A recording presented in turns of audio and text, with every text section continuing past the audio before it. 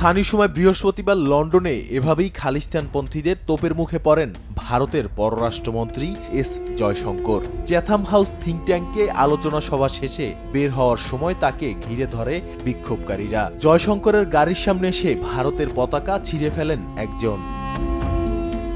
এ ঘটনার সময় তেমন কোনো প্রতিক্রিয়া দেখায়নি সেখানে অবস্থানরত যুক্তরাজ্য পুলিশের কর্মকর্তারা। গণমাধ্যম জানিয়েছে, আলোচনা চলার সময় থেকেই বাইরে বিক্ষোভ করছিলেন খালিস্তানপন্থীরা। যদিও বিজেপি মুখপাত্রের দাবি, লন্ডনে ১০০ থেকে ১৫০ জন ওই ঘটনার সঙ্গে জড়িত। সাধারণ মানুষের নজর কাটতেই এমন পরিস্থিতি তৈরি করা হয়।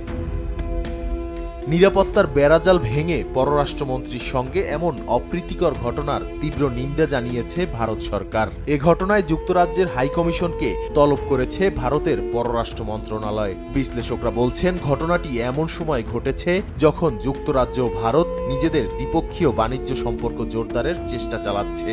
আর এই ঘটনার পর কিছুটা প্রভাব পড়তে পারে দুই দেশের সম্পর্কে। ভারতের প্রধানমন্ত্রী নরেন্দ্র মোদী আগে থেকেই যুক্তরাজ্য, কানাডা, অস্ট্রেলিয়ায় বসবাসরত খালিস্তানপন্থীদের বিরুদ্ধে আইনি ব্যবস্থা নিতে দেশগুলোর সরকারকে আহ্বান জানিয়ে আসছেন। নাদিম মারজান, সময় সংবাদ।